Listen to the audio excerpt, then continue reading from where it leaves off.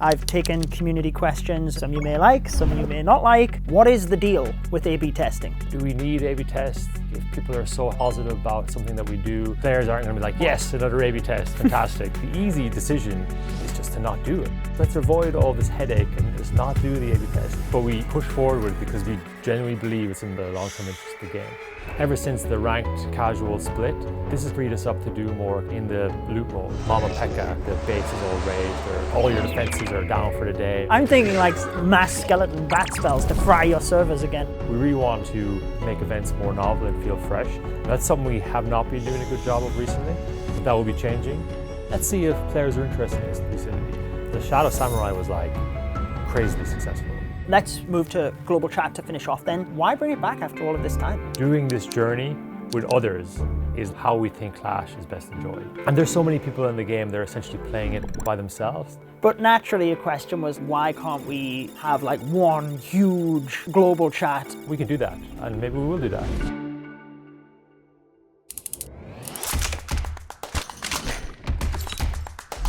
David, thank you so much for joining me again this year. Thanks for having me back. Appreciate it. Seems like yesterday that we did these last year, but I'm excited to discuss events. Obviously being the live ops manager for Clash of Clans, I've taken community questions and have all of the event style ones for yourself. Some you may like, some you may not like. So let's dive straight in where there was probably most questions, I would say, and that is regards to A/B testing. What is the deal with A/B testing? Yeah, I guess like to take a quick step back, like the reason we do A/B testing is for the long-term interest of the game. We know that in the short term, it's like players aren't going to be like, yes, another A/B test, fantastic. We understand that, but we push forward with it because we genuinely believe it's in the long-term interest of the game. And the reason we believe that is that, and as maybe the viewers already know, but like A/B tests allow us to unambiguously know if something is having an impact or not. In Clash, we have so much things happening. Numbers are going up, numbers are going down. And A/B test allows us to say, hey, it was this thing that drove that positive result or negative result. And the positive result usually in this case is based around retention in some way. And why this is important is because there's only so many things we can do as a team. There's only so many actions we can take. And A/B tests allow us to say, oh, this action, because of a previous A/B test, is like more sure to like hit that kind of longer term goal that you have. And so that's really important, because without that, we're just kind of guessing, we're going off vibes, and that's not kind of the direction we want to go in terms of like growing the game in the long term. We want to be a game that's around 20, 30, 40 more years. And the only way we'll get there is to make the right choices with the limited amount of time that we have. And of course, there's lots of nuance to A/B testing. Like you could argue that, hey, there's been so much conversation around it, that people are in clans, people have multiple accounts. Does that not like Pollute the data? Yeah, does that like pollute the data? And of course, we're looking into that. We have a very good experimentation team at Supercell that kind of take all this into account. And we have looked at it in the context of the most recent A/B tests that we've done. And from what we've seen so far, like in terms of like the spillover effect, it doesn't seem like it has impacted the validity of these tests. Of course, it's a very complex thing, and maybe we just haven't looked deeply enough. So far, we haven't found any reason to believe that like a lot of the conversation around the topic has led to the results not being valid. And maybe one more nuance is that, again, you could argue that do we need A/B tests if people are so positive about something that we do, or if there's like some sort of proxy metric, is that not good enough in terms of like this other retention metric that we're trying to move? And again, that's also not easy to like make that connection. And there's other kind of like guardrails, like there could be other negative things that are happening that could be caused by this other thing. And so it's very like complicated, and A/B test just allows us to remove the ambiguity and be more certain about things. But having said that though, that doesn't mean we need to do A/B testing on everything. Sometimes ambiguity is just we have to live with that, and that's okay as well. But when there are opportunities to do A/B testing, I think it's good for us and it's good for the long-term success of the game that we take them. So a couple of things there then. You said the A/B tests allow you to take action, like to do actionable things. Are you talking there like if you see a particular type of event is successful, you can double down on that and do more of that? That's kind of what you implied in the blog post that was released. Is that what you mean by the action? Exactly. And let's maybe take an example. We did some A/B testing with the troop injections most recently. And so the first time we did one of those was I think with the Electro Dragons. And really like positive signals from the community. Everyone loved it. But it wasn't like super clear if this was having a positive impact on like retention. It wasn't super clear if there was some maybe negative impacts of this because players are getting resources like so easily and in such a high amount. And maybe it's so easy that players like forget how to do an actual battle, or they just wait for these troop injection events to come along before they do an attack. So there's a lot of open questions still.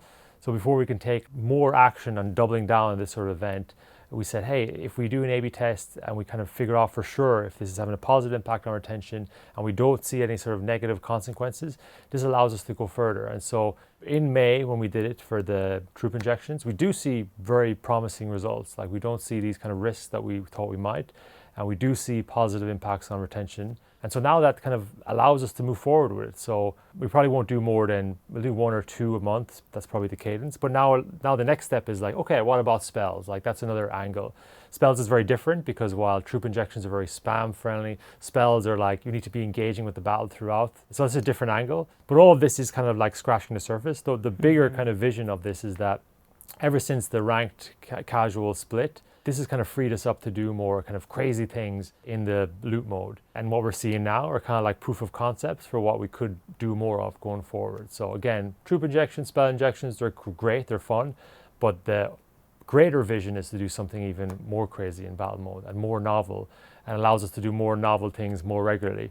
And A/B tests, like what we did in May, kind of just unlocks us to be able to do that. Oh, and I can't press you for any teasers on that then. No, let's leave it there. I'm thinking like mass skeleton bat spells to fry your servers again, like the mass furnace. Yes. Like we always tried to push it to see how far we could go, and 100 furnaces was the limit we figured out. I will say on like just some of the things you were touching on, and just to clarify, so you were saying, obviously looking at is there any negative impact? You are looking for positive impact in retention, but I know from certainly, the more active player base that are on social media and things like that, it was, like you said, very well received. Is qualitative data like that not a big enough signal? Like, as long as you aren't seeing the negative, even if you don't see positive, right? Because like those players are already engaged. This isn't going to make or break if they're going to churn from the game. But just the fact that they enjoy the game more, is the qualitative aspect of it part of the decision making? Like how much does that weigh versus when you're talking about the data and looking at numbers? How much are you taking into account qualitative stuff as well? It's a big part of it. If the number is just set to do just one thing, but then the qualitative data didn't back it up, that is also a signal not to do things. So the fact that these things both back each other up is like super promising. And also like again, for the army, the troop injection stuff, we were able to see that actually it had even better impacts on people that were in like Town Hall 11 to 13. And so probably the players that are less vocal in socials. And so this is another kind of nuance that we're able to kind of like point out because we did this test. We're like, oh, wait a second, like there's actually groups within our player base that this is actually more positive for. And this allows us to kind of see that. But qualitative data for sure is super important. A lot of the time it can be enough for sure. But if there's an opportunity to like really understand if this is positive for retention, A/B test is a way to go. There's stuff that we would not A/B test for sure. I think a good rule of thumb is... Like what exactly? Hammer Jam would be a good example. A good rule of thumb is, does this permanently kind of put the player at a disadvantage from a progression perspective? And so Hammer Jam is a perfect example of what we wouldn't do, because the way Hammer Jam is set up is like, you get your discount, new Town Hall drops. So even if we were to say, hey, the people that didn't get the event now, we'll give it to you in 2 weeks' time. Well, that player is like, well, the new content, Town Hall 18 or 19 or whatever the new Town Hall is, that's already dropped. So it would kind of be a permanent impact on that group. And the builder-based event... I was just about to say, the builder-based event was on the line. But the reason it's not the same as Hammer Jam is because we didn't plan, and we don't currently plan to add new content to builder base. So as long as this player base that missed out, we give them the discount later down the line, which we've already done now, they are not kind of left at a disadvantage. And of course, there's more nuance to it. You could be like, well, what if that player just didn't return to the game when they get it later? That's a fair point. But that's why builder base is different than the Hammer Jam example, because we don't plan to add new, at least right now, new content there. I actually think that the builder base bonanza could have been managed better because people knew there was an update coming around the corner. And this is feedback like me and a couple of other creators gave at the time. So like it set the expectation that maybe there was builder base content coming, because that's the routine of Hammer Jam, content drops. So I think having more consideration of what events are coming and when, and then clear communication to set expectations is important as well when it comes to some of these events. Yeah, that's good feedback. We actually originally were going to call it Builder Base Hammer Jam, and it was actually feedback from some of the creators to say, that's definitely setting the wrong expectation. Yeah. So that's why we renamed it, because we didn't want to set that expectation, but we probably should be more explicit about it. Yeah. Just to be clear on the results that you're saying then, so like the troop injections, then going back to that, you said there was good results. You're comparing that to people that did not get the event. So the Town Hall 10 through 13, you were saying like the results of those were positive in comparison to the people that missed the event. In comparison to the people that missed the event and are in the same Town Hall range. Yes. Yes. So you kind of compare apple to apple as much as possible. So just being clear, like that when you're saying positive results, that's not like you're looking at all of the, it's data positive comparatively to the people that missed the event and got it afterwards. So my next question then was naturally what a lot of people were asking, and it sounds like the answer to this is yes. Can we expect A/B testing in the future? But I guess you can expand on that as to like, where can we expect it? We'll definitely continue to do A/B testing, that's for sure. How we do it will definitely depend on the feedback that we get from players, and we'll definitely iterate depending on that. Some examples could be, we could have variants of the medal event and have different like progression variants. So one is easy, one is medium, one is hard, to understand what is like the optimal progression difficulty for medal events. Because the way it's being balanced now is like, finger in the sky sort of stuff. Like we don't know for sure if that's the optimal way to balance progression in those events.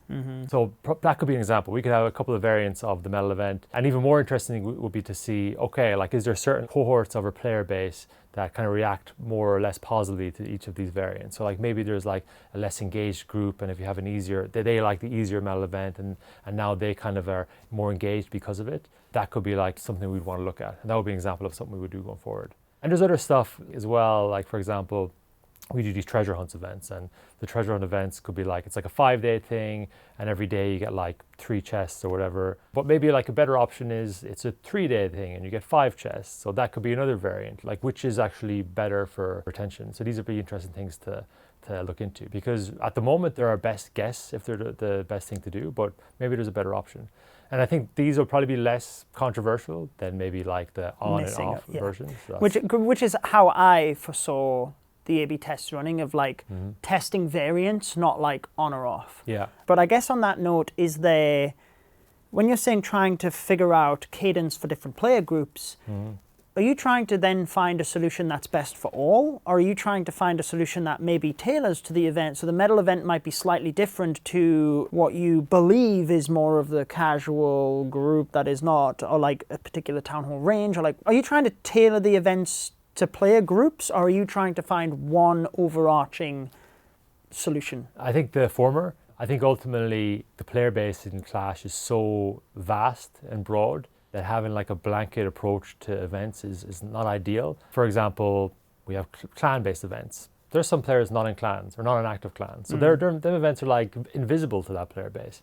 There are players that are like really struggling to like get even 1 or 2 builders busy. So an event where you cut builder time, it's actually even worse for that player, because it's even more difficult to keep up. Then on the other hand, you have players that have no problem keeping all their builders busy. So then if you have like resource injection related events, you're like, well, now I've even more time when I'm kind of waiting between upgrades. So there's such a vast group of our players in the game that ideally events are slightly more targeted to kind of address each kind of group. I think that's an ideal scenario. Like everything, there's nuance and there's like the other side of the coin.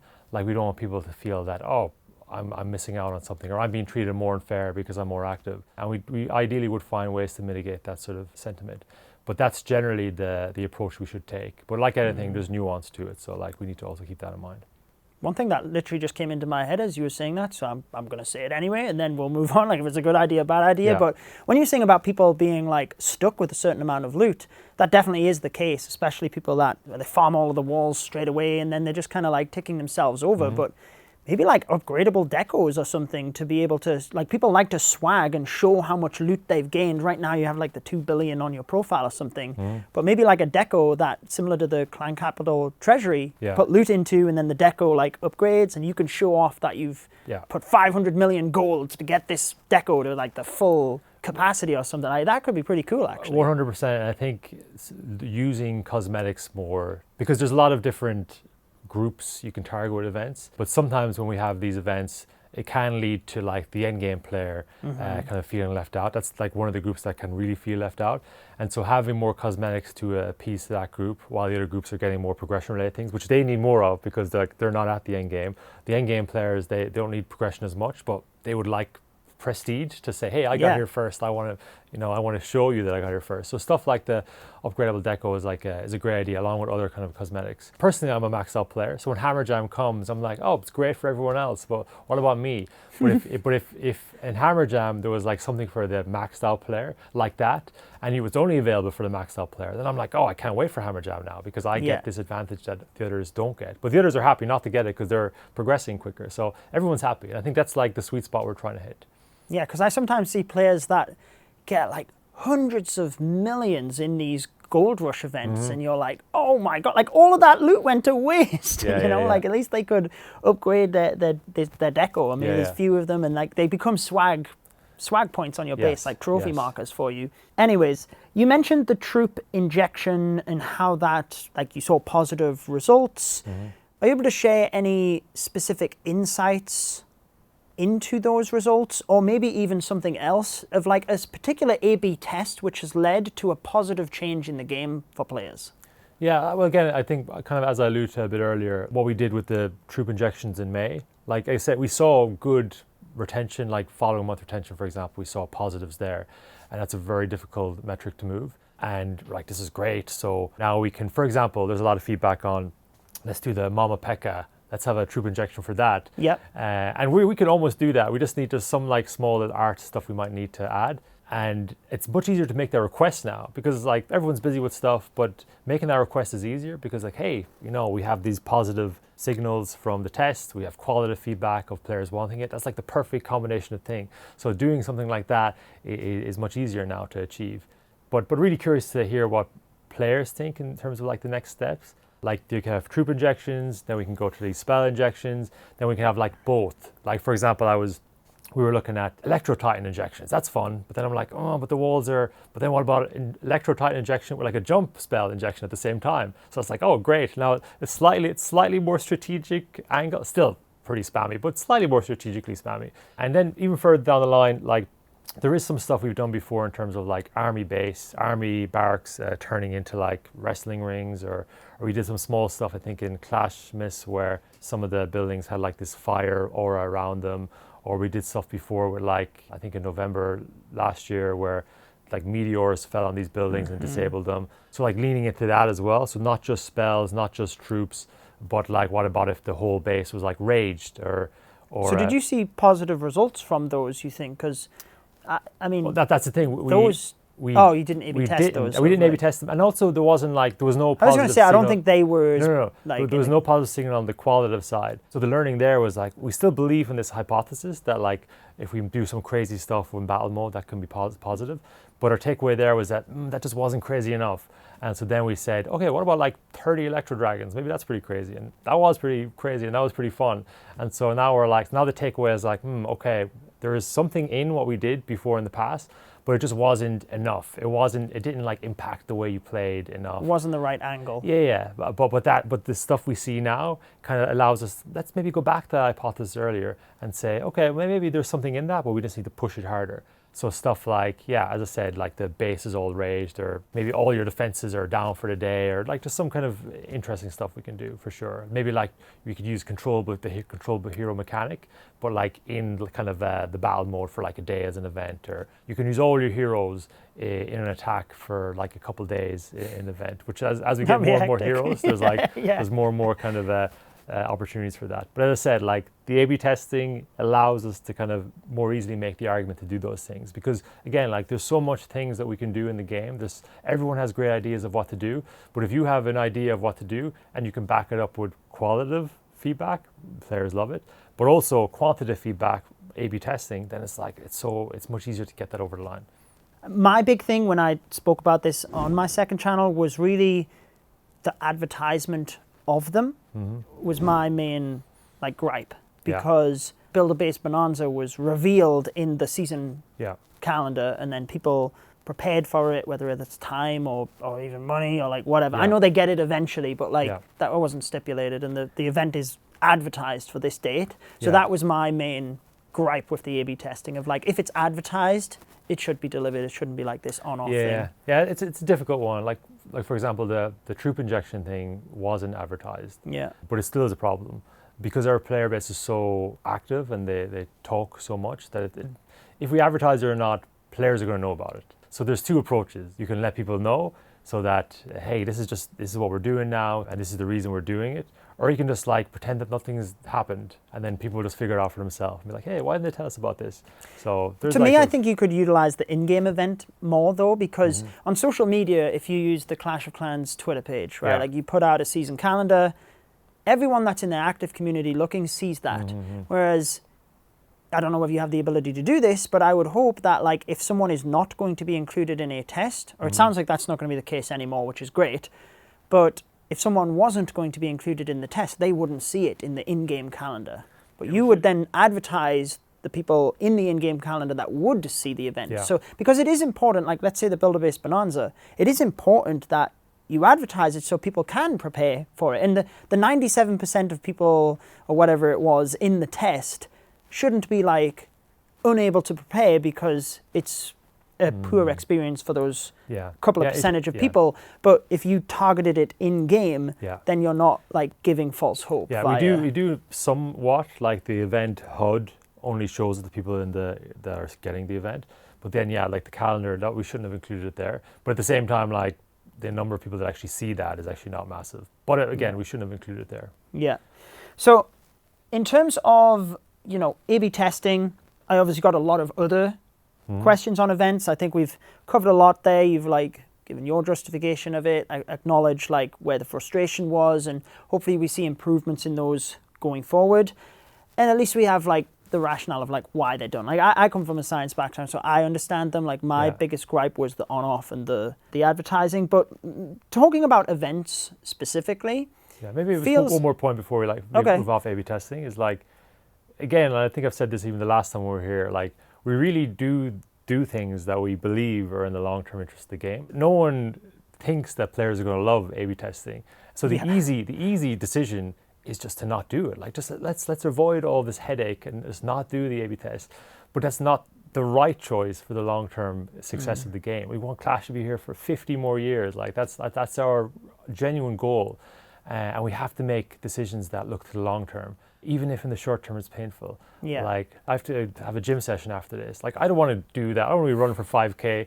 That's not great. That's not a nice thing to look forward to. But I know it's good for my long-term health. And I see A/B testing as kind of a weird metaphor. But I get the analogy. I see it as like a similar thing. Well, I would say as well that like, honestly, I feel like a broken record talking about communication, but like I think communication on a lot of things from Supercell could be improved, and the fact of getting the events afterwards was important, so that like the control group didn't miss out.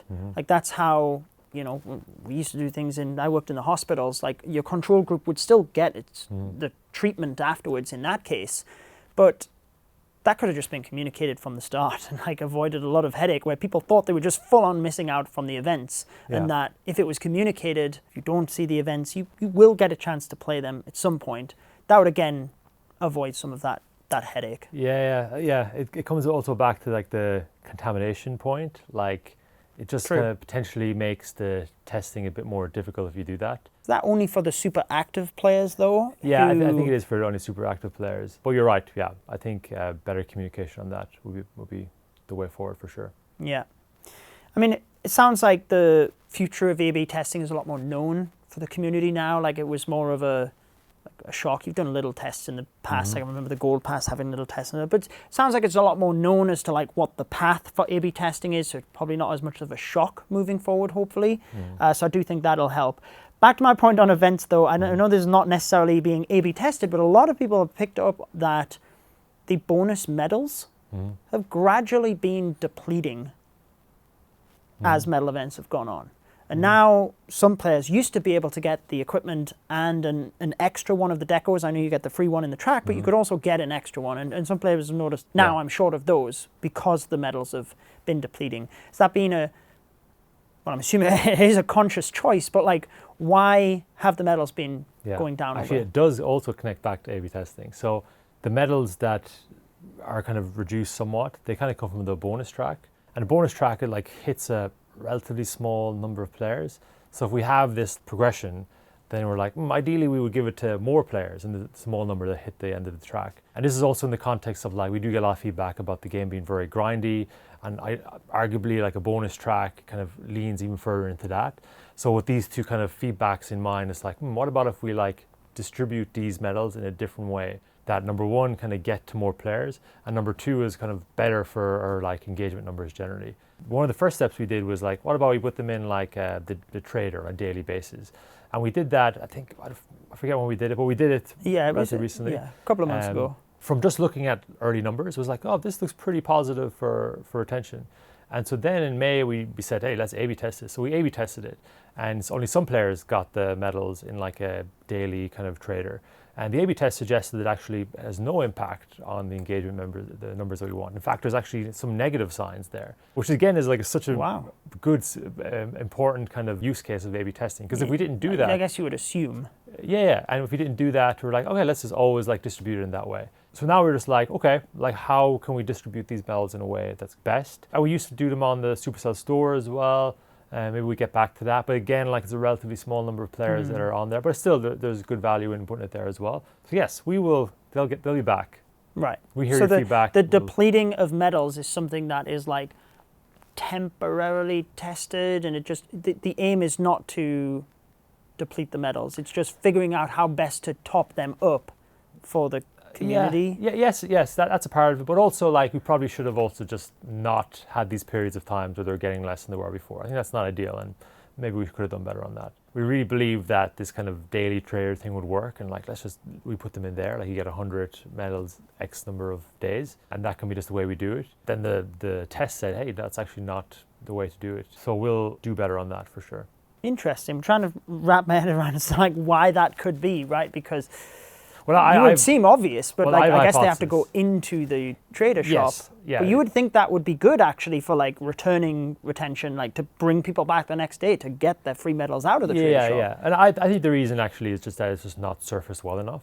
I think if we did like some sort of like login calendar that is much more surfaced well. Yeah. So the hypothesis doesn't die there. I think it's an evolution of it. It's like it's just not clear enough. Similar to your like battle thing you were saying before with the meteorites, and like maybe there's something there, but just the wrong angle of doing it. Exactly. Okay. Interesting. I mean, moving on to other events then, like I have mainly questions regarding those.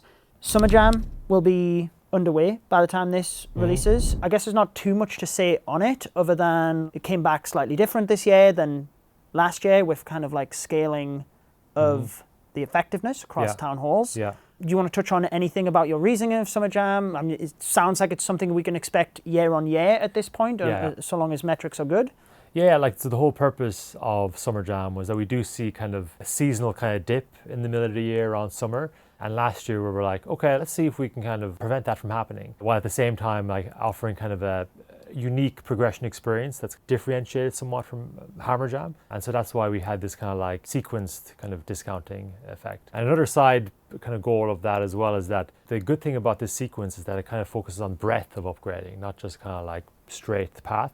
And the breadth of upgrading kind of allows you to survive upgrading more. Like if you're upgrading all your troops, if you're upgrading like your elixir collector, stuff that you might be on the top of your list, then it means that as you progress, you're actually more able to survive up there because your troops are more powerful, you're getting more kind of resources from these things. So these were some of the kind of like thought process behind it. And so there's no reason not to bring it back. And it's slightly different. There is a scaling element to it, where the 17 and 18 have 25% like they did last year. Yeah. And we just have a higher discount for players in the mid game. because we believe that there's more room down there to give players progression. While in the end game, like they're still going to get hammer jam, and hammer jam is still going to be like 50% for all. We're not going to change that. But the reason why we have this kind of slight difference right now is because there's some time left before hammer jam and the new content. So while we see there's more room for discounting in like the Town Hall 3 or the mid Town Halls, we don't see as much of a need in the higher Town Halls. And plus, in absolute terms, there actually isn't much difference. The timers are lower down in the lower Town Halls, so 40% in absolute terms isn't actually necessarily more than the top Town Halls. Yeah, I was going to say that I think I'm glad it doesn't take away and we get less than last year, because like the 25% is nice and things, but are you going to just keep cutting cost and time of upgrades so they're like trivial? I think we said previously, right, was last year maybe the wording you used of like, or I think it might have been Seth I was interviewing on that, like, because right now one of your only options to like catch the lower Town Halls up to like the higher Town Halls is cut cost and time. And they're getting slashed like year on year and even like multiple times a year, that you can get to the stage where it's like too quick. So I guess this is another way of slashing the cost and times without it being trivial. So I can understand the... Yeah, it's another way, and it's like instead of like potentially these sort of like passive cuts that we still will see a need for, having these sort of like more explicit cost cuts, or kind of we can make more eventfulness out of it, and there's more kind of talkability around the game, and it's more kind of in your face as well. So I think this could be a good approach to this sort of cost cutting. But the passive cuts will still be a part of it, because it's, you know, we're adding more and more Town Halls. We need to control the progression somewhat. But like ultimately, and this is kind of, you know, more on the economy side, less on the event side, like it's just all about the progression experience. Like if we, or is it, whether it's too fast or too slow, depends on how players are enjoying their kind of the progression along the way. That's like the main thing we focus on. Because like, hey, if someone is like can get to Town Hall 15 super quick, but their survival rate is low, like they churn out quicker, it's like, well, they got there too quick, and that's not good either. Yeah, because you do need that learning experience as well with things. And one other thing in Summer Jam, another slight change, is for the Dark Elixir period, we'll also have the Unlimited Hero event. Oh, yes. Some feedback last year, and kind of an obvious point in hindsight was that, hey, if we're pushing people to like upgrade Dark Elixir things, and the Dark Elixir things are like heroes, and they don't have to use the heroes, it's like, okay, maybe we could have done better there. So that's why Unlimited Hero will be there as well. Yeah, that's definitely a welcomed change, and I think it's great whenever we can get that in the different events. What I was going to say is obviously after Summer Jam, we'll have like moving towards August, Clashiversary. Yeah. I know I asked you about Clashiversary last year. You were very hyped about the Clasherama side of things. Why didn't you guys like it? Apparently it wasn't the most popular Clashiversary. I thought it was an awesome Clashiversary. But I think for me, and I think a lot of players had the sentiment, I think the theme was actually pretty cool, and I think people do like the Clasherama. For me, the main thing was that it was just bringing back stuff we'd had before, and it didn't feel novel enough, and it just wasn't as interesting as what I had thought. Now, granted, the rewards were good as well, as you had got said. Your scenery. You got the rewards part right. So yeah, I don't want you to like feel like you have to overcommit this year if you have something lined up cool, but are you able to share anything about this year's Clashiversary based on learnings of last year? Yeah, well, maybe two things, and I won't give too much details. There will be like a fresh event, or like a fresh twist on existing events, so there will be something new there that maybe we didn't have last time. And a popular, very highly requested troupe will be making appearances as well. That's all I can say. Oh. Yeah, we'd have to wait and see. Interesting. Maybe before we move off, just like one maybe note on events generally, and maybe how we think about events. The general strategy and how we approach events can be broken down to like 3 buckets. Number 1, we want to always have a reason for you to come back to the game and log in. But the nuance to that, because there's a nuance to each one of these kind of points. The flip side is that we can't overdo it. We can't like push grind too much. We can't have too much FOMO. So that's a balance we're trying to get right. And that's why stuff like the resource boosting events or army ejection events are great, because like it's a good reason to come back. They're fun, but if you miss them, you're not like really damaging your long-term progression in the game. So that's like one bucket. Number 2 is novelty of events. We really want like to make events more novel and feel fresh. And that's something we have not been doing a good job of recently, but that will be changing. And that's probably one of our bigger focuses. Novelty in events is very important. So we want to like make sure that's a thing going forward. The other side of the coin there is that you can maybe add too much complexity to things. And finally, and I touched upon this earlier, about having like a more targeted calendar of events, because we have such a wide base of players. So having a blanket event approach to everyone is not going to be great. So like having life cycle events can be good, and having more events that are targeted depending on what your need is at any point in time is important.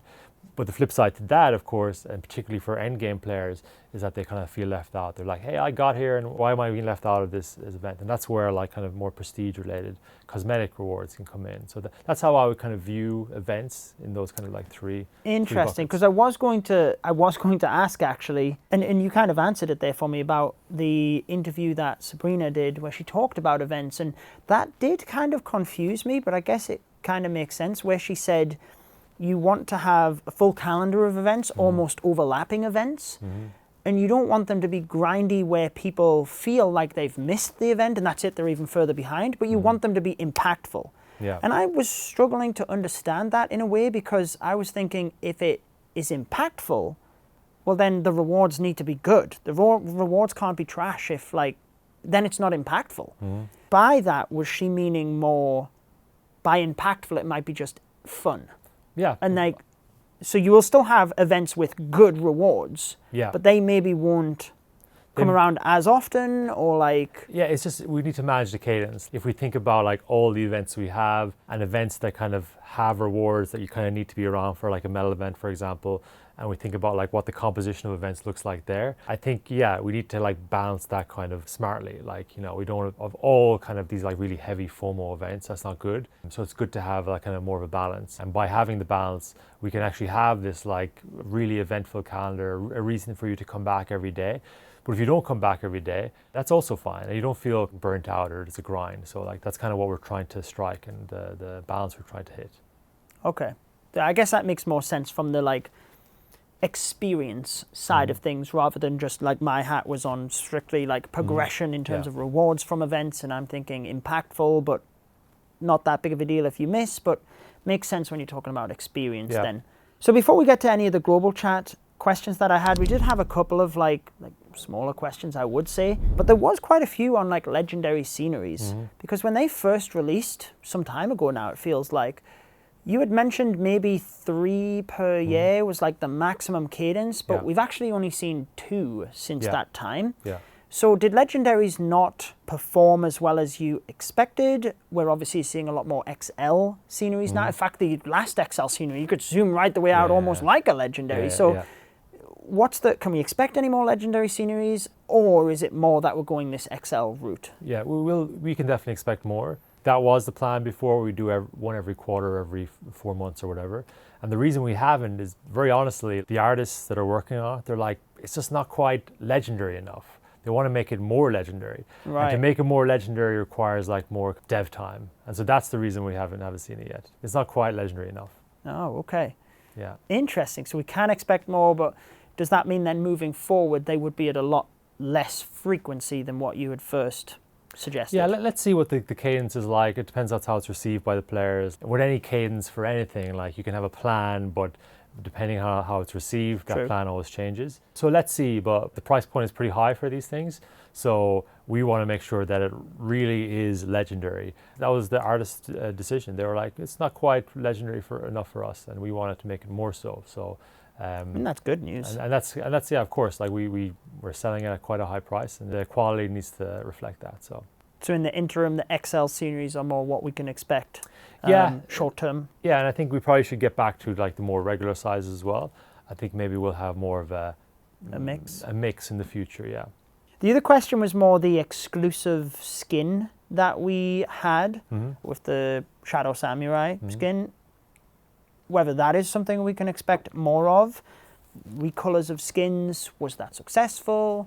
Some people asked, like, why was it limited time? I think the answer to that is fairly obvious in terms of like the exclusivity. Yeah, I can explain. So the Shadow Samurai was like crazily successful. Like it was like really positive results. But like if you think about cosmetics generally, and the reason people buy, like what value do they get out of cosmetics? Why do you want to have cosmetics? And there's a few different reasons. Like I have a BK skin already. Why do I buy the next BK skin? And maybe the next BK skin has some additional feature that this one doesn't have. So you're like, okay, that's a good reason to buy it. Or maybe from a subjective perspective, you like the theme of that better, and that's another reason. Or maybe you're a collector and like you mightn't even use this new skin, but I want to complete my collection, so I'll get it. But another value of cosmetics that we haven't really tapped into much is exclusivity. In fact, when it comes to skins and scenery, we go the exact opposite direction. Everything goes back into the game after a year. There's not really exclusivity. We're not kind of leaning into that kind of value proposition that cosmetics can have. So the Shadow Samurai was like, let's see if players are interested in exclusivity. And the results were pretty resounding, yes. That's not to say that it's going to be exclusive skins and sceneries from here on out. Like anything, you know, there's a novelty effect. We need to think kind of smartly of how this can fit into our distribution strategy when it comes to skins. But the results for that were very positive, and you'll definitely see more of it going forward. But we won't overdo it either. Well, that's good to hear. I personally liked it. I do think that the way you did it, I think was very cool as well, because if I'm not misremembering here, I think Brawl Stars had skins and then they ended up bringing some of them back because the community was so upset that they missed out on these skins that they couldn't get. Yeah. So more the fact that if you really like that, like you said, the theme of that skin, yeah, you can't get the exclusive Shadow version because that was exclusive. But if the theme is something you really like, then you can get the regular like Samurai one. So it's not like you're making this crazy skin that is so good and then like if you miss it, you miss it. That's it. Like if you really like the theme of it, you've still got another option there. So I do quite like how it was distributed in that regard. One thing that I found interesting in terms of questions was someone asked about custom loading screens. And when I saw that, I was thinking, wow, that's actually really cool. Because like you change the theme of the loading screen all of the time, but what if the player could actually choose that as well and have a custom screen that and maybe they could just flick that on random like the hero skins. Yeah, it's a great idea. As I said, like we're always looking for new reward types, specifically cosmetics. Touching back on like the kind of three-pronged strategy when it comes to events. It's easier to have always on events if the stuff we give away are not like completely compulsory. So like cosmetics lead into that. And it's easier to like have a more targeted event calendar when you can give stuff like cosmetics to players in the end game so they're not being missing out on a progression of the players getting in the journey. So we're always looking for different new cosmetic types, and the loading screen is a great suggestion for sure. And it's something we do see in other games. Like anything, one of the things that stops us or makes it more difficult is like how do people manage their storage of these things? Like so we need a special place in the UI, especially like an inventory spot in the UI. But yeah, it's a great suggestion, and we have such a backlog of loading screens now, so like it would be such a straightforward thing on the content side for us to do, where like, hey, here are all the loading screens from the past, maybe like you get them as a prestige reward if you're in the end game during something like a summer jam where the other people are getting like higher discounts, but you're happy because you're getting like a loading screen that no one else is. Yeah, and you could get them as part of events to say you were there during that event as well, right? Because they do tend to be tailored around like the theme that month and stuff like that. So that could be really cool if you could access them, you know, free to play as well. But I do think, I mean, the point on cosmetics, the more you are able to monetize through cosmetics, the better essentially to keep the game as free to play plenty as possible. So I do think the cosmetic thing is clearly something that people are a fan of to try and help the gameplay experience. And that's why I was a fan of the Shadow Samurai, because I think people weren't missing out. It was helping to monetize through cosmetics, and I think the more you lean into that the better essentially. Yeah, I think maybe the one point that I would have potentially against loading screens is that some value of cosmetics are from the fact that other people see Very cosmetic. But having said that, there are solutions. Like we can have it such a way that you have your inventory and other people can view your inventory so they can see, oh, he has that loading screen. So there are ways around it for sure.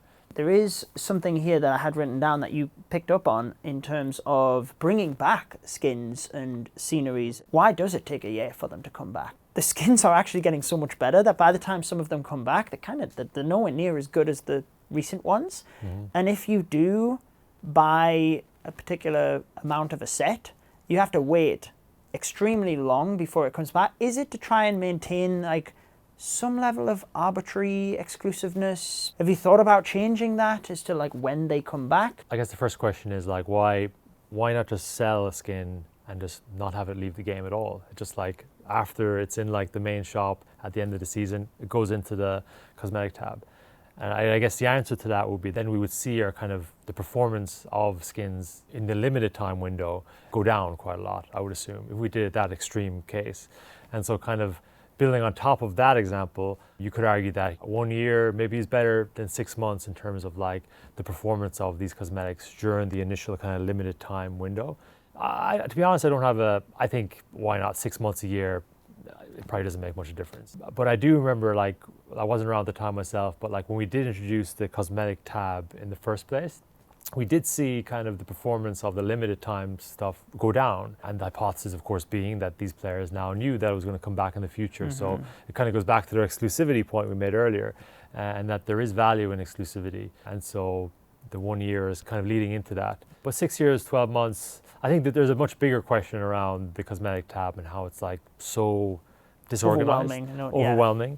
So maybe another solution is, instead of having everything in there once, we have like every week there's like 5 cosmetics in there. It rotates each week, and maybe every now and then there's a discount on some of those rotations. So it's more of a live, active, better merchandised part of the game versus this like everything in there at once. I think if you were rotating them, having them at a discounted price would make sense. I think that sounds pretty good, actually. I quite like the mini medal events, picking up those cheaper skins as well. I mean, look, I don't really care whether it's 6 months, 1 year. Like, some people do want to get them back sooner. I think the point is that people know they're coming back, so I don't think it makes much of a difference. It was more posing the question of like, have you looked at the time frame? Is there a specific reason? I don't think it's that big of a deal of like when they come back, to be perfectly honest. CWL, 5 versus 5 CWL happened as asking you this one because it was kind of like an event, right? It ended up being an event in the sense that it was quickly removed. So we got a little bit of a brief that you didn't see the results you wanted to see. I think there was a lot of excitement from the active community regarding it, but are you able to expand on what those results were and why we haven't seen it come back as of yet? It is a really interesting one, this one was. So like the whole purpose of adding a 5v5 slot was to improve participation rates in CWL, because there is actually quite a threshold to be able to engage in CWL. You have to be in a clan that has pretty much 15 active members, or 15 members generally, and if you don't, you can't engage. And so the idea of 5v5 allows much more players to get involved in CWL. But what we didn't envisage, maybe we should have, is that a lot of players that were doing 15v15, when 5v5 came along, a lot of players were like, hey, you 10 guys, you're on your own now. We're going down to 5v5, so we have a better chance of winning. We're putting our best guys in. So I was like, where is the loyalty? I thought people around here, they had some loyalty in their clans, but apparently that wasn't the case. But it also makes sense, like the game is about optimizing your progression. And if you're in a 5v5 and you have 5 like really good guys, then your chances do go up. So it makes sense. But going forward, the learning there was that there's still value in this, because when we did 5v5, while the overall kind of participation rates did go down, we did see a lot of new clans and re-engaged clans coming back to participate. And that's a real positive signal. So I think going forward, some things we might need to do is, number one, and maybe it can be like an onboarding feature for CWL, where you're first, as a new clan, we give you a 5v5 option to kind of get you going. Or maybe if as a clan you've disengaged from CWL, this can be a way to get you back in. And another kind of maybe bigger change is that maybe we should give players an advantage of being in like bigger kind of war sizes. So 15v15, 30v30, it's actually, you get more of an advantage. Maybe you get some sort of like cosmetic prestige advantage if you're in like a 30v30 and like you're thriving up there, or 15v15 you're thriving there.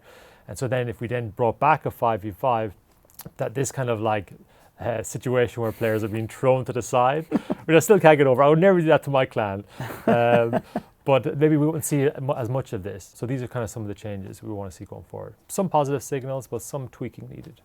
Yeah, because I also wonder, and I'm not sure how you would necessarily like implement this correctly, but there's definitely would be the novel aspect of it as well, right? Like people wanting to spin for the 5 versus 5 for the first time, and maybe you would see that drop over time once that freshness factor had been decreased. Maybe you would see the 15 versus 15 sizes expanding it. That's hard to know. Yeah, I guess you leave it in like a longer period of time, but then it's equally harder to like remove at that point and like make adjustments, like you're saying. So it's and that was the reason. Like if we did like the drop off was pretty big. Like it was actually quite a big drop off of people participating. It wasn't like, wow, this is a lot more than we expected.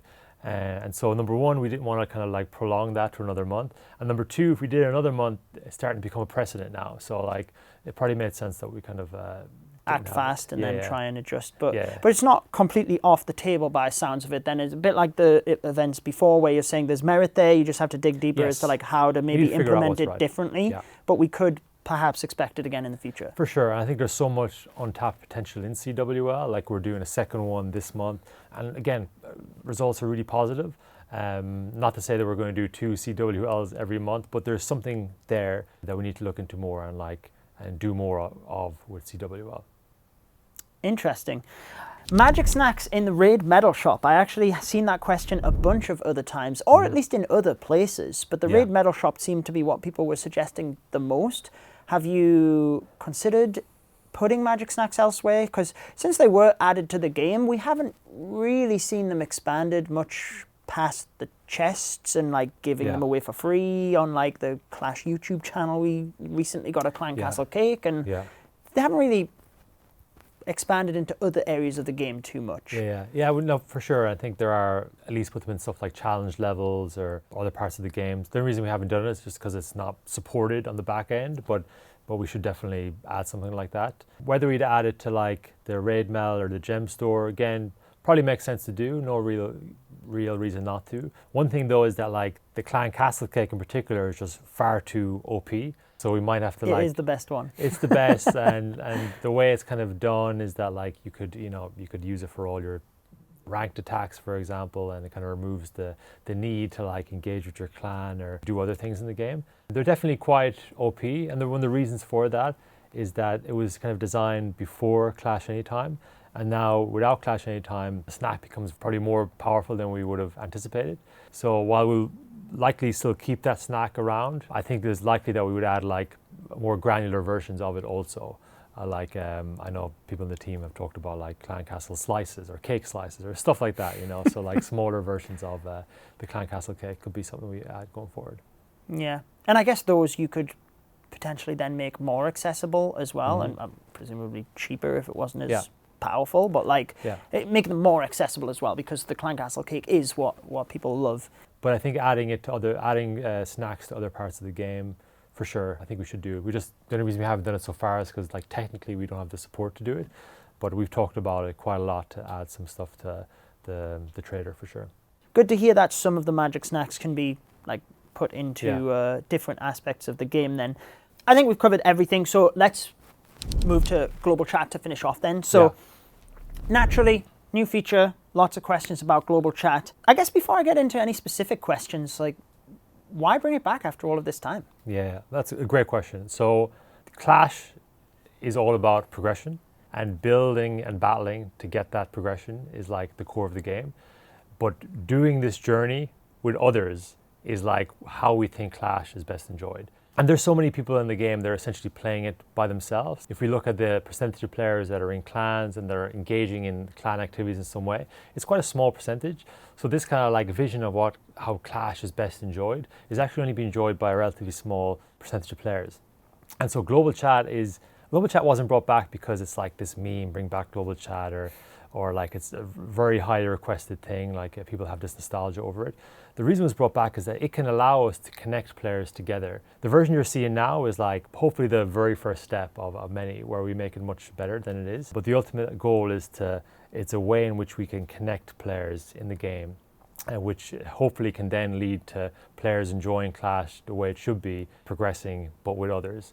And that's how we think Clash is best enjoyed. And we think global chat can be a way to achieve that. And we look at like some of the biggest problems that players say they have in the game, a lack of social interaction is like up there. And we think global chat can be one way in which to help with that problem. And it was brought back as groups and communities, naturally a question that a lot of people had, which given the first day would be very hectic. Like my 50,000 group community is like, you cannot read a thing half of the time. But naturally a question was like, why can't we have like one huge global chat of like being able to talk in the town square, for example. I think the answer is fairly obvious, but you considered bringing a chat like that, or like one huge everyone just in there, or? The beauty about global chat, this current version of it, is we can do quite a lot. We can do that, and maybe we will do that. We have talked about like putting groups of players into like groups, like kind of like auto groups, we've called them. Oh, interesting. And these auto groups can have some context where it's like everyone in CWL, they're in this group together, or everyone in like a league, a ranked league or a legend league, or just like a league 29, you're all automatically for the week put into like a group chat. Or it can just be random, like you just, hey, let's take 100 people, put them in a group chat together. Or maybe you're a new player, or re-engaged player, auto group them into a group chat. These are definitely things that we'll likely do going forward. As I said, like the current version you see now, I hope at least is like the tip of the iceberg. I think there's a lot more we can and should do to like execute on that ultimate vision of like connecting people. Because at the moment we are doing that. The feature does do that. It does make finding clans a bit easier, and it does connect people. But it connects people in a way like, it connects people that are interested in chatting to others in a mobile game, which is probably like not a massive group. So we want to build on top of that and use as a foundation to connect people in other ways. So like maybe connect them into a battle in some way, or add more value to like being in a group in the first place, like having like more eventfulness there. Like every now and then we throw chests in a group chat, or you can donate and request troops in a group chat, or maybe we have events that kind of tie into it. There's so much more we can do, but the underlying kind of purpose of it is to connect players, and that's ultimately what we want to achieve. But there's so many ways we can achieve that. Wow, auto group sounds very interesting. So not actually ruling out just one huge chat group that like again, as you said, like you got to monitor the impact of like right now. It's like everyone's so excited to be back in global chat, and like chatting, like volume of it is just overwhelming. Yeah, exactly. And it was actually when we released, like the release was really exciting, and we were looking at Eurogroup specifically. We were like, okay, like we can't even read the text here. We're like, okay, what are we going to do? And the beauty of the tech actually here is that we can make changes quite quickly. So straight away we can like, okay, let's introduce this rule that like every 5 minutes there can only be a certain amount of like text to kind of slow that down. And there's loads of stuff we can do, and we have done like pretty quick. Like a lot of changes that we do in the game require an optional maintenance and update. And that is still also relevant for a global chat, but there's also quite a lot we can do, in the back end and push it straight away. Like for example, one of the creators was saying that I'm in difficulty controlling the community. What would help is like if the admins could ban more people in a day than they currently can. So we just said, we've increased it like 1,000. So now each admin can ban 1,000 people every day, and that will hopefully help. Get the ban hammer out. Yeah, hopefully help that creator to like control kind of his group more. So like Well, that's good to hear, yeah. And picking up on your point of like donating troops, and I think that'd be amazing. Like you have, because there are naturally players that struggle to be in a clan with more active players, and like their clanmates aren't online as much, right? Like, and then you're stuck waiting for troops. Maybe you can't get those high level groups. It's way more accessible and way more likely that someone would be online to donate you those troops. So I think that would be such a good feature for a lot of people. Then obviously like friendly challenging, anything like that would be pretty cool as well. But I think the troop donation is a big one. That could help a lot of players. Yeah, there's a lot of stuff we want to do. Like, of course, moderation is a big one. That's something that we do have great tools on now to like kind of improve the moderation. Like it's probably not unexpected that, we release this big social feature. You see kind of a lot of bad actors out there, but we are like tuning the filtering, the moderation. We are like keeping an eye on this, and we hope over time that will kind of like flush all of that out. So that's kind of one of our main focuses. Then we're focused on discoverability. We want to make discovering groups and the right group more easy. There's some kind of spamminess we want to focus on. And there's a lot of little things we can do, like maybe you can only do like, each player can only do like one sticker every 5 minutes or something like that. That will kind of help with the spamminess. Also, as I said, like adding more value to being in a group is another thing. And also like trying to connect players in battling in some way. Like for example, CWL is one of the best experiences you can have in the game. But in terms of like the whole multi-active user base of Clash, a relatively small number of players get to enjoy it. But global chat can be a way that they can also get in on it. Like we could have maybe there's a chat group where you could kind of like find someone to like attack against in some sort of like CWL style competition. And that can be a way to kind of get past that threshold of not being an active clan, but still getting to experience that really cool side of Clash, and maybe being the kind of like the stepping stone to then getting there eventually. So I'm personally really excited about what can come from global chat. And as I said, what you're seeing now is like, I hope is like the tip of the iceberg, and more is to come. And we really want to hear feedback from the players of what they would like to see. And that'll be very useful for us going forward. And well, I got a couple of things here for you then. Yeah. Not too many, to be honest, because I think a lot of the feedback was like very, very similar. Moderation is like the big one. I'm glad to hear that that is like the primary focus for you as well. I mean, for me as a creator side, I've already like discussed this with you, right? But like impersonation is the biggest thing for me. That's why I only created one group chat so that everyone knew like this is my official chat. I only have one. So Judo Sloth number 3 is not you. Not the group chat, one group chat. But yes, that is like clearly important to like creators, but the moderation in general is just a big thing. And one highly requested feature is just actually manually being able to set a slow mode, right? So that we can control what is appropriate for whatever group or community it is. Yeah. So I mean, when I asked for questions, that was like, when it comes to features of global chat, that was the biggest one, alongside people discussing probably more the nostalgia of like one big massive global chat. Yeah. Slow-mo makes sense. Our approach is like, maybe we'll introduce at some stage. We're wondering though how much of what we're seeing now in the feedback is very much like this early stuff in terms of like this really quick chat, and we've already done some changes to make it not so quick. And after this like initial mega hype dies down, maybe it won't be an issue, but if it continues to be an issue, it makes sense to have it in the game. Yeah, I think it might not be an issue for some groups, but I think other communities would naturally like benefit from it. So if it's there as an option, it would only be a positive in my view, and not a negative. But obviously you have to look at things very carefully. Another common question was like a reply feature, so that you can like reply specifically to someone, especially when the chat is moving so fast. Maybe that is another thing that will die down. Yeah. And also like an auto translate feature is something that was heavily requested in the questions. The auto-translate one for sure is something we've talked about in the team, and the kind of the threads or like replying to specific messages also like makes a lot of sense. Kind of helps with the spamminess, but it can maybe make the experience better. So something we'll definitely keep in mind. I guess you probably had to limit or not limit, but you probably had an idea of like, let's release it now, and like you only have a certain amount of time to get it ready. Like I'm sure you probably would have added those things anyway had you have had more time or something, right? Or it's like, do we just give it to the players now as version 1 and improve it, or do we wait even longer, give them a better version, but then they're missing out on a couple of months of experience of it? And also the better version is actually not super clear. Like when we were, that's true. We did have this we did set this deadline in mind, and I think it was super, not just getting to the development side of things, but I think it was super useful for us because it really meant we like cut out we really focused on the most important stuff. Like we spend a lot of time, for example, focusing on like notification management and notification systems and like how we should work on that. I haven't seen any comment on like notifications apart from like mentioning, which would be useful. So if we had like an extra month, we might have focused on that thing that no one cared about. So I think there's definitely value to getting things out, as long as it's like a standard that we're happy with, which we are happy with Global Chat. I think it's better to get stuff out kind of early and just get the feedback, because the things that we think people want and that we spend that extra 2 months before releasing, people might not care about it all. So for example, like now, like this kind of the feature where adding more value to being in groups, maybe like having the option to like donate and request, that's probably something we wouldn't have done in that 2 months. But now that we've heard feedback from the players, it's potentially one of the top things that players want and something we would consider. So that's kind of like some of the approach. I think is kind of good to have these deadlines and get it out and get the feedback early. Definitely. I think the other main thing that was asked was about the emotes and the stickers. Naturally, I would imagine there is more in the future. Do you have like, I guess, a cadence of that in mind? And a lot of people are asking like, will you be selling emotes or stickers?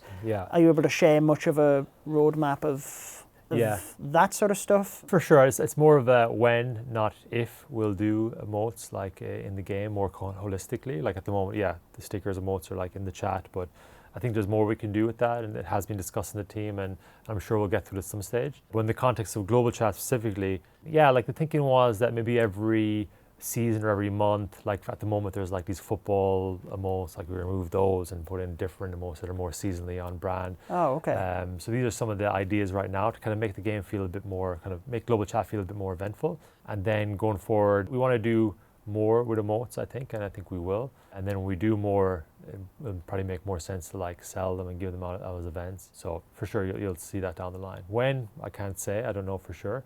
but I'm sure you'll see more in the game down the line. Oh, interesting. So in the interim, it'll probably be like they'll rotate, actually. It's not just like one big ever-evolving category of... Yeah. Because also, like, from a user experience perspective, it'll get messy if there's, like, lots of, like, a thing you have to, like, kind of scroll down. Yeah, very true. And I think it just makes it more exciting as well. Like, oh, this is just there for this month. Like, let's make it's kind of more fresh and different. So I think we like that thing as well.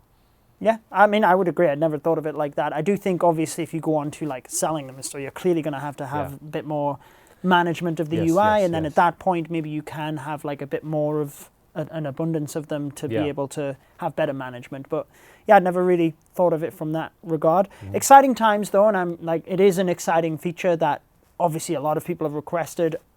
Majority has been like overwhelmingly positive with it. So.